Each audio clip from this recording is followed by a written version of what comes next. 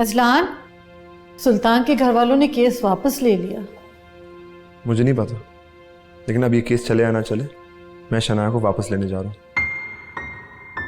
अच्छी बात। आप ही ने तो मुझसे कहा था कि आप मायूस हैं। आप सही कहनी थी, मुझे हर सूरत अपनी बीवी का साथ देना चाहिए।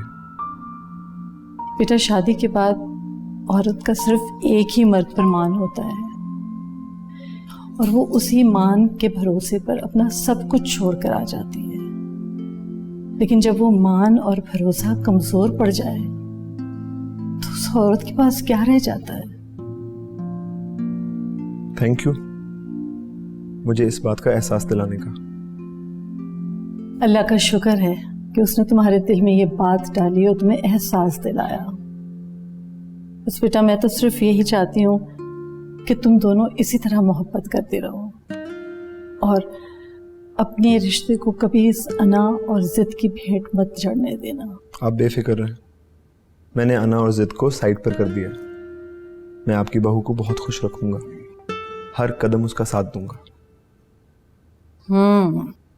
तभी मैं कहूँ कि मेरा बेटा इतना तैयार होकर कहाँ जा रहा है। अच्छा, स्टॉप इट। से लेने जा रहे हैं जी। जाओ, खुश रहो। जाओ बेटा।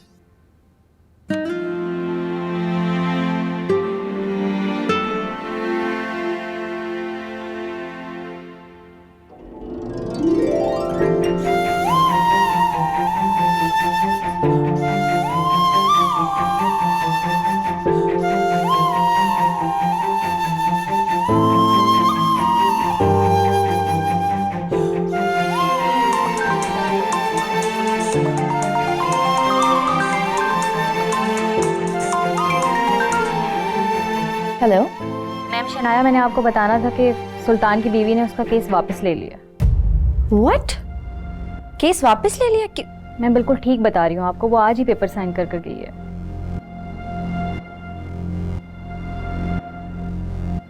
I don't believe this.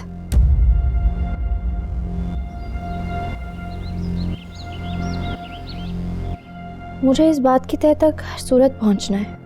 कमल भाभी, खतीजा आंटी कल तक इंसाफ के लिए तो लड़ रही थी, वो खुद पीछे कैसे हट सकती हैं?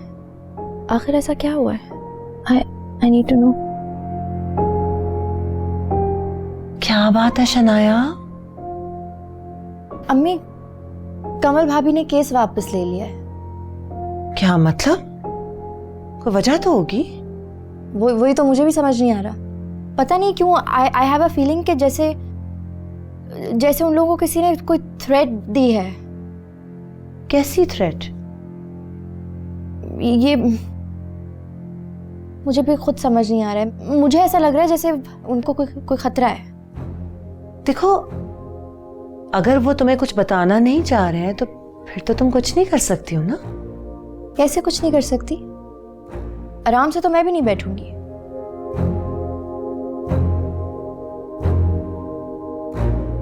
अब कहाँ जा रही हो? अम्मी, आपके साथ फोन पे रहूंगी और आपको सब बताती रहूंगी। ओके, परेशान मत होइएगा। बेटे